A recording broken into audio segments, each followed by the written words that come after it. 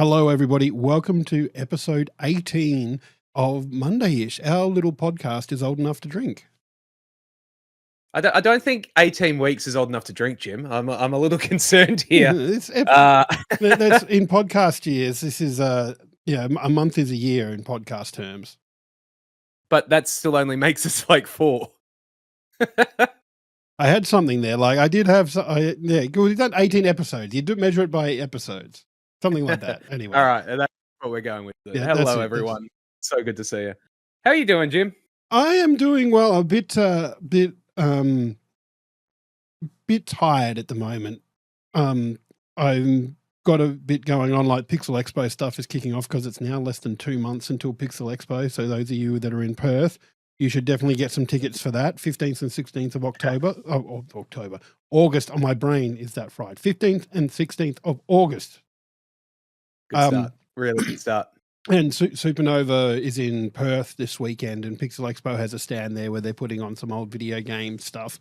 And I'll see if I can show it on the camera. But like I'm getting all my old systems out because they're borrowing my system. So yeah, kinda maybe loving it. Hell yeah, yeah. Those, we're seeing it. Those boxes there, and the ones on the floor, and the games, and just a bottle of rum. Apparently, we're just judging the shelving here. We don't talk about that. You want to judge something? Judge my Lego.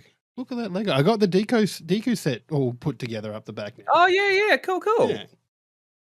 Yes, that was fun to put together, actually. Except I don't like that I've got leftover bags of the Lego because it's got it's Ocarina of Time setting or the Breath of the Wild setting.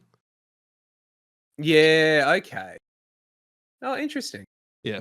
So yeah, it's it was fun, definitely fun to put together, and it's like really cool. So like the mouth opens up and there's a Skulltula that's on a ratchet, so you can winch him down, and so it's like he's dropping out of the cool. That's sick. No, that's really cool. Some of these big Lego sets are getting so cool. Hey, yeah, like there's some really awesome stuff coming out. But Dave, I have a very important question for you. What have you been playing? Sorry, I just was coughing off camera, so don't mind me. What have I been playing? Jim, I've been playing more Slay the Spire. I'm definitely obsessed. I have beaten Ascension 2 on all characters, so we're on to Ascension 3. Hell yeah. It's getting hard. It's getting tough. We're getting there. We're getting there. And yeah, as Jeppy's just jumping there to spoil in. The other one I've started recently is I finally got around to starting Persona 3 Reloaded. Oh yeah. Reloaded? Remade? Whichever. Persona 3 P3R is how I've been Googling it when I'm doing it. But it's been really good. It's tell you what, it feels like a Persona game, which is probably not a surprise, but it really feels like a Persona game, and I'm loving it. And yeah, as Jepp said, I've also been doing some napping because we just had a ridiculously big Saturday night, so I didn't actually get to do much gaming this weekend. Napping otherwise, is underrated. Looking at what's coming out. Absolutely is. No, otherwise I've just been looking at sort of what's to come. We have I'm going to get the name wrong here. Dark Scrolls, I think it was called, the one from Devolver Digital coming out tomorrow. Yeah, that looks pretty good. I'm actually pretty keen for that. Yeah. Yeah, so I'm hoping to check that out when it comes out tomorrow. And yeah, we'll see. Otherwise, I'm just I finished Sekiro, finished all the endings and that. So no, it's been good. It's been not a lot of gaming, but a bit of gaming. Yeah, you say not a lot of gaming, but it sounds like a lot of gaming to me, Dave. How about yourself, Jim? What have you been playing? Well, yeah, I say that as me sitting over there where I continue going through SWTOR because like they do a season which I've finished now, so I don't have to worry about doing the dailies and weeklies for that anymore. But then I've been working on an achievement in there. So like with your companions, you can date some of them in the game. So I've been working on one in particular, like trying to get it again because you had to like start a new character and go through the vanilla story and get to a point where you could actually get the date night achievement. So yeah, I'm at the point where I'm knocking those missions off, but they're weekly missions and you have to do 5 of them. So I'm now just in a holding pattern with that character doing this one mission a week. Hell yeah. No, very cool, man. But also I've been continuing on a bit with Yoshi and the Mysterious Book, which cool. I'm still bit meh with it, but I'm playing it and getting through it because I was expecting a really. I've said this before on the podcast. I was expecting a really cool, um, like just Yoshi platformer, but it's really not that. Like, No, that's yeah. It, I, it looks it looks more like exploration and stuff. So it looks very different to what I sort of expected. yeah, and I have finally found a place where you can die, but all that happens is that you respawn back, and all it was falling off a ledge that was like a bottomless pit, and then you just respawn back on the Yeah. ledge, and yeah, No, fair yeah. enough. Chippy, No, very very good. I'm playing it. I wouldn't say I'm really enjoying it, but I'm also not hating it. So that's why I'm still playing it. But No, Jeppy, if you pay attention to certain Mario streamers, Yoshi's are tools to be used and discarded. absolutely. But what has actually been a bit fun about the experience is because obviously Switch is handheld, and Nix has been playing Mario Odyssey still. So she's finished the Absolutely. first Bowser fight. I think she's got enough moons now to get to Dark Moon and almost enough to get to Darker awesome. Moon. So by first Bowser fight, you mean at the moon? Oh, sorry, the Moon Bowser fight, the first final Bowser fight, yeah. Yeah. Nah, cool. Very cool. Well done. Yeah, so she's going back and collecting moons, but she's playing on the TV, and I'm sitting there playing Yoshi on the Switch, and every now and then you'll just hear a few frustrated, and just like platforming is not Nix's is forte, shall we say.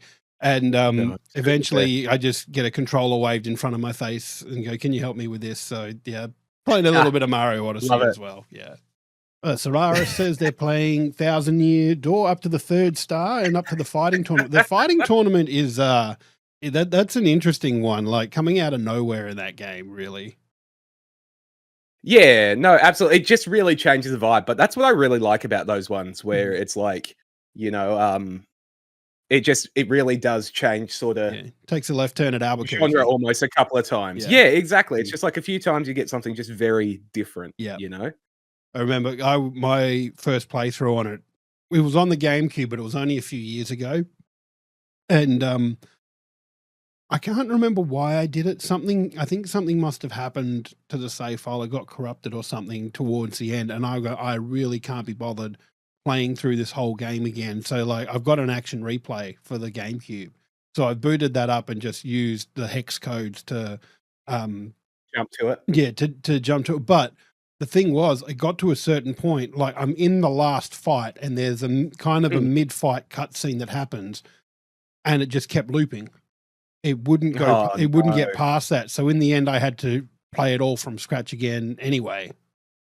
That's brutal. Yeah, that's so rough. It was super annoying, but I mean, I'm dealing with that at the moment. Yeah. I get that, but even so, it's still annoying. It's like I'm dealing with that with Super Mario Mod, which is a really cool little Pokemon ROM hack where it's all replaced with Mario characters. It's awesome.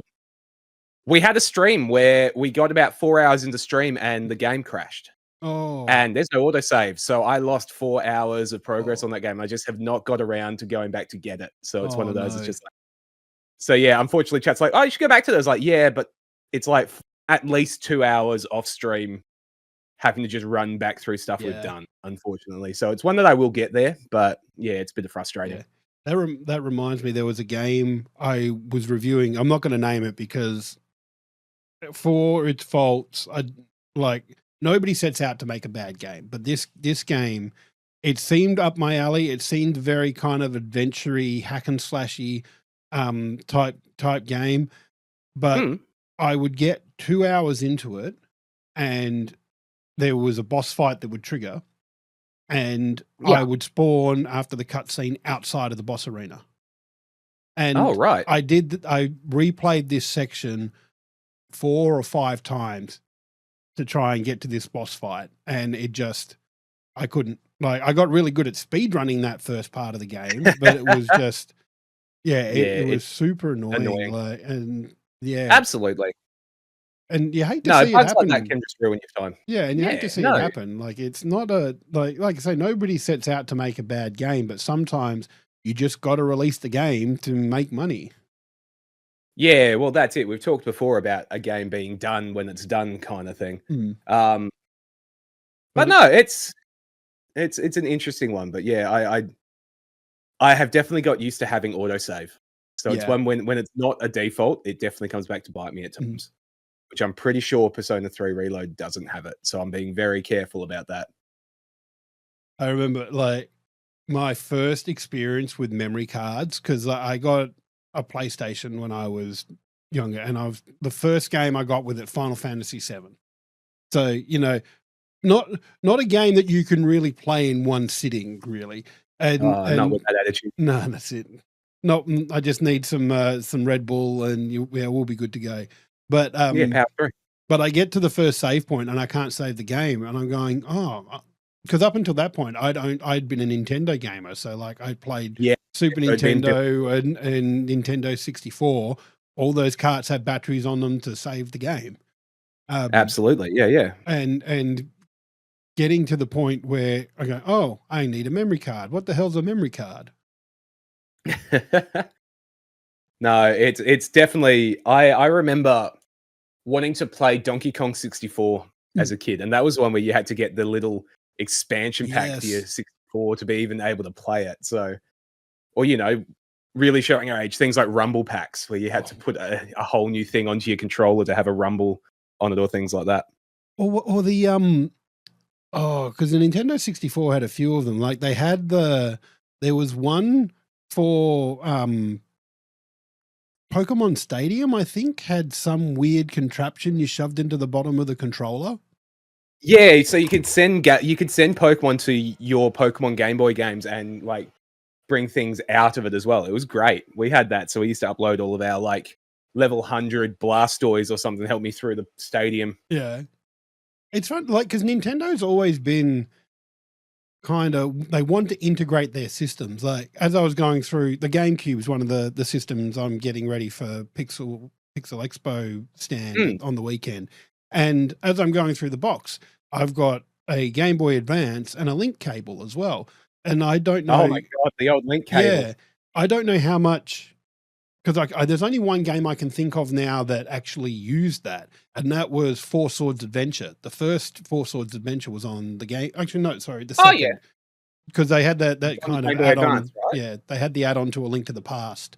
In the Game Boy Advance version of A Link to the Past, but then the GameCube Four Swords Adventure had a thing where if you wanted to play it multiplayer, you needed the Game Boy Advance and link cables for each player, because there were bits where you would go underground, and rather than going underground on the screen, you would go underground onto the Game Boy Advance. That's pretty cool. I like that. It was. Yeah, there was some pretty damn cool things that they did with it, but to have a Game Boy Advance for each person that wanted to play it, and it was a 4-player game. Like, it kind of made sense if all your mates had Game Boy Advances as well, but like, I feel like we've had this discussion before, and I feel like the Game Boy Advance didn't sell that well, but I think we looked up some sales figures before, and it actually did better than I thought. Yeah, it did surprisingly well. Like, there was a time where everyone had a Game Boy Advance, whether that was the Advance or the SP or things like that. Yeah. But no, it's so what's that's cool. I like this one. What's your favorite weird ass accessory for a game? I look, honestly, I think I'm a bit like, probably lame is probably the word. Like, I don't use too many. They're probably, yeah, like I've sort of done silly things with them on stream and that kind of thing, but it's not something I use that often. I'm a bit of a default with that, though. I guess not weird, but I absolutely love my 8-bit dough. So that's this one here. I'll grab it because it's right behind me, and try to get it right on the camera. Oh. People keep going. Dave keeps going off camera. I go up a bit on your chest. Yeah, there we go. There we can see it. In front of the face. There we go. But check that out. It's a really cool one. It's great for playing 64 games legitimately through legitimate services. Yeah. 8-bit do make good controllers. Like, I've got one of their controllers here as well that I use for the PC. It is very nice. Like, it's not the 64 one, but it's still very nice. No, that's it. And otherwise it's probably Guitar Hero or things like that, playing the old Guitar Hero games or that kind of thing. You never did when Pokemon Let's Go Eevee and Let's Go Pikachu came out, you didn't get the Pokeball attachment? Yeah, I do. I'm having a look because it should be in here, but I can't see it. Yes, no, I did have that mainly because it gave you Mew. Like I got it because I wanted to have the Mew. So, but no, I had that. I always wanted Donkey Kongo. You know the GameCube game. Yeah. Oh, the GameCube game with the drums. It's just like that would be. I've never played it. It's one of those like I used to always see it at like game shops, just going, "This is great. I want this." Or the one that I looked for years, even as like a collector's piece, was Hey You Pikachu. Did you ever see that one back in the day? Hey You Pikachu was a Nintendo 64 game that gave you a like a microphone, and you just talked to Pikachu on your TV. And like you trained him up, and you got him to do things and all that kind of thing. And I wanted that forever, and never got it as a kid. And even like nowadays, it's so rare. You just cannot get it. Like it wasn't that game, but I do remember a mate having the GameCube microphone and playing Mario Party with it. Oh yeah. Yeah. Oh, I've seen those with the bloody mini games that were like microphone integration and stuff. There's some really like I feel like Nintendo is kind of the king of these really weird ass stuff. Like I had one there. But they do once again we've talked about this a bit because Nintendo do Nintendo stuff. But like they had online for the Super Nintendo in Japan. But the way they did it, rather than using the internet, was they actually bought broadcast space. So it went out over like TV and radio waves, and it was only for like 2 hours on a Friday night that you could access this. Nah, I love that. Nintendo does weird things, but sometimes they are pretty fun. Yeah. And yes, Solaris is mentioning in chat the Buzz controllers, you know, like the 4-button trivia game ones, PS2 era, or SingStar. You know, Sony actually had a lot of that as well, like going through a lot of those things. I guess was Sony the first kind of Skylanders stuff as well, like the Toys to Life stuff? I think so. Or did they come along I'm not sure. After Amiibos, when Amiibos were going off? Because like Disney tried to do it with Disney Infinity as well. Oh my God, Yeen, the iToy. Oh, that was a dumpster fire. It was the iToy, and then you know the Kinect after it, which Microsoft just tried to lock into everything. So you ended up with all these weird Kinect games from that sort of first release of the Xbox One kind of period. And the iToy was certainly interesting. Like we had one as a kid, and have you seen? And I can't remember what it's called, but there's this new little box basically that you can plug into your TV, which is just a souped up iToy or a souped up Kinect and stuff. And families are saying it's so good for kids because it's all just those like weird jump around, clean windows kind of thing. But like, it's not a console. It's a self-contained little thing. I feel like that is kind of, I'm going to say, coming on the coattails of the Wii, because like the Wii and its motion controls, like it was such a huge thing. It really did wonders for getting non-gaming people playing games.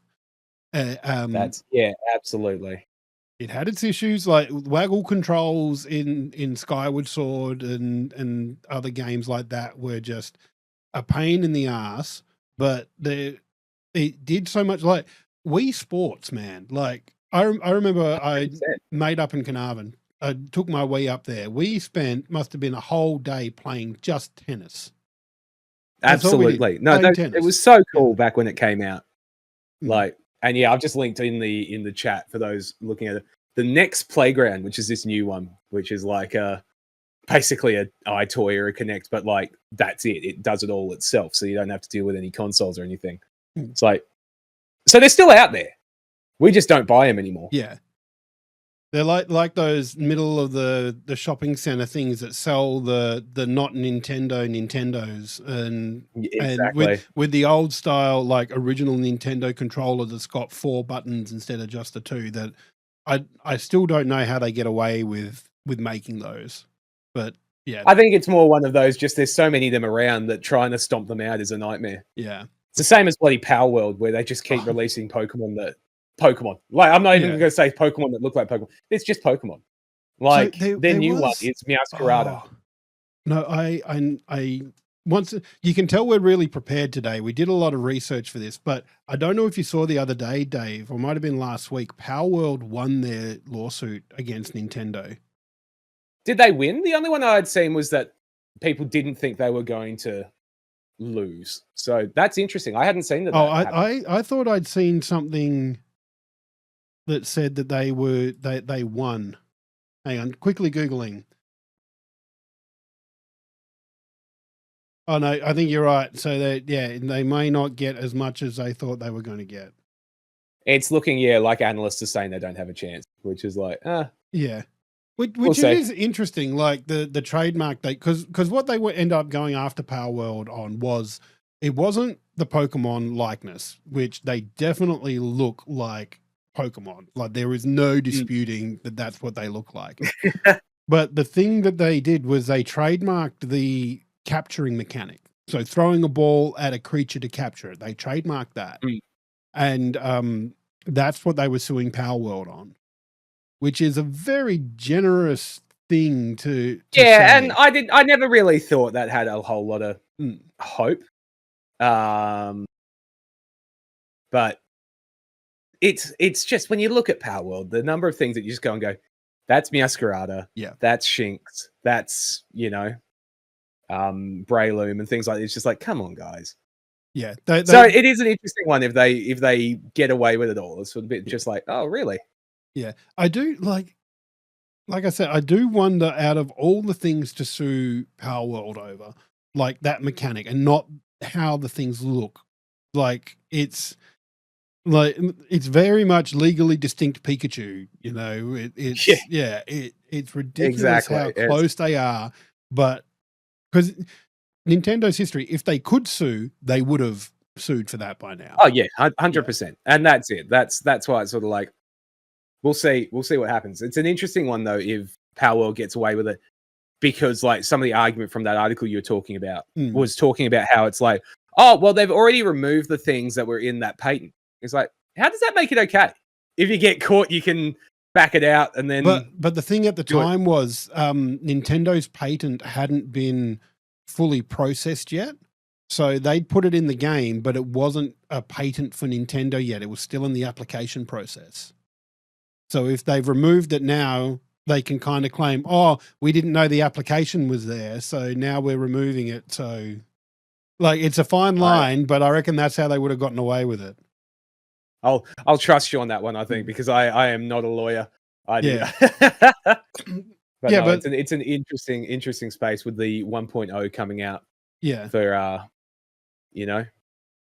but like, they are just, they're blatant with it. Yeah. Though I'm still keen to play that Power World farming game or whatever that they announced at Game Awards. I think it was that the trailer came out. It looks weird. It looks interesting.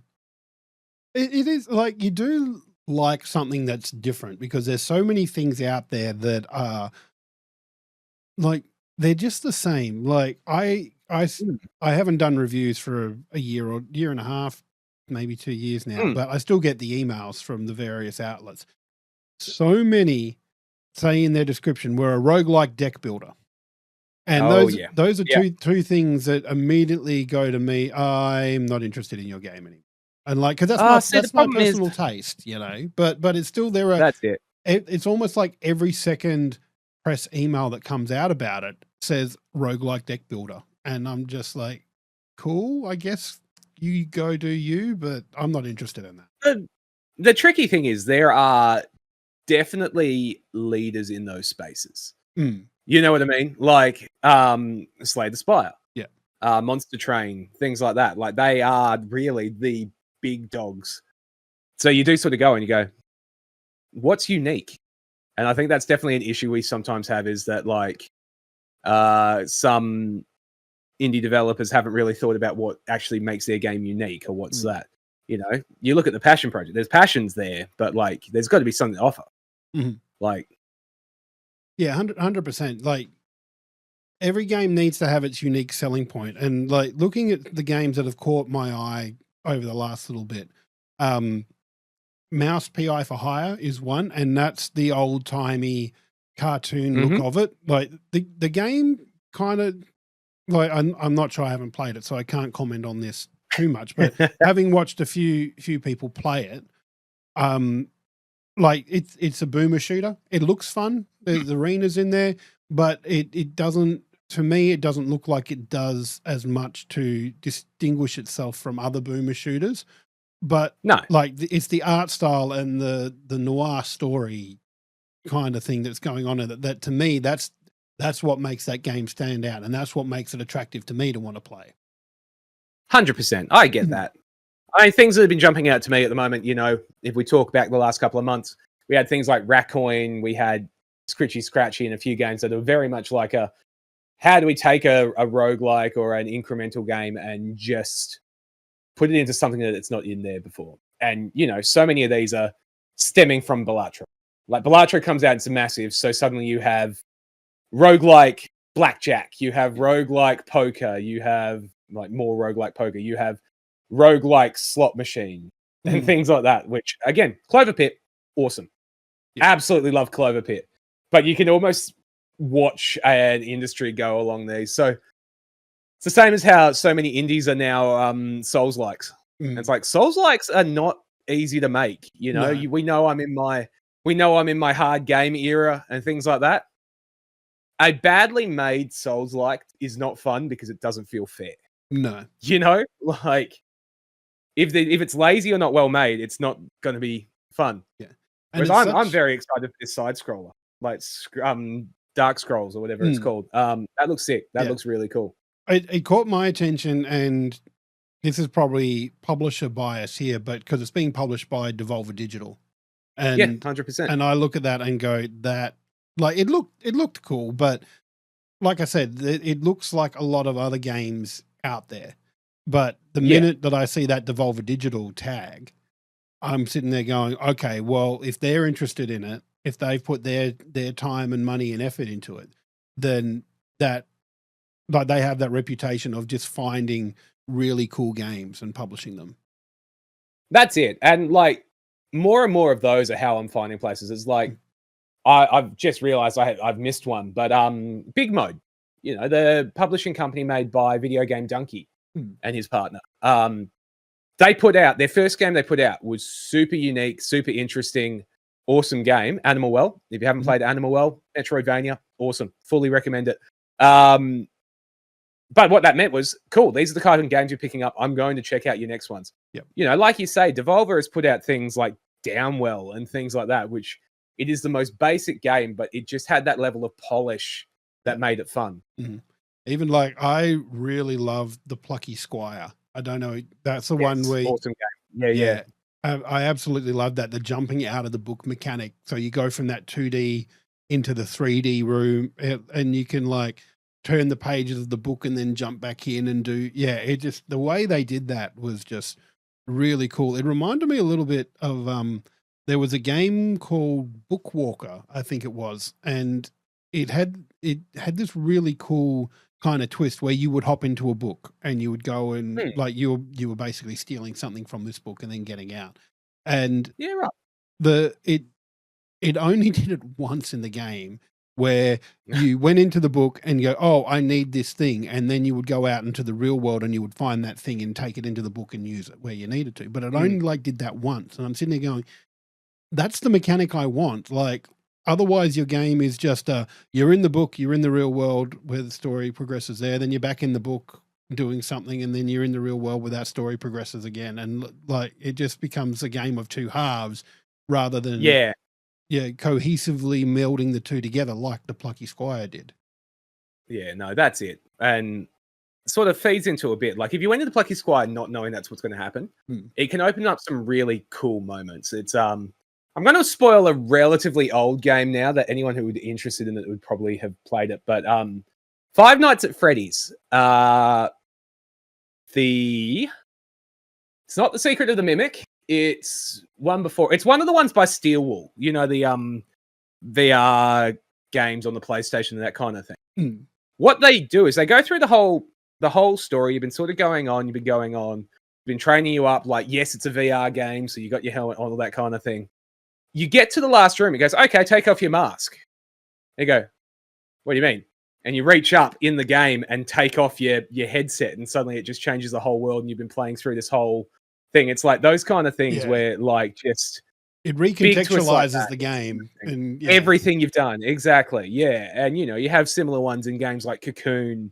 The first time you move worlds in Cocoon, like, that is mind blowing. 100%. And there's other what's the one I played? Viewfinder.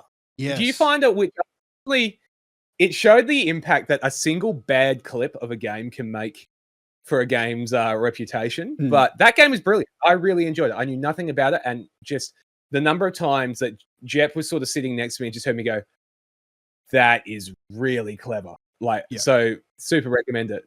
But absolutely ruined by one clip of someone going, "Oh, this voice actor's annoying." Mute. But yeah, it's,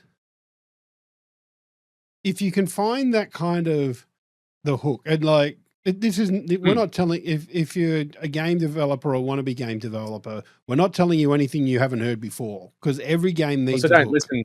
Yeah, that's it. Don't listen to me. us. I don't know what I'm talking about. I don't know what I'm talking about. Yeah.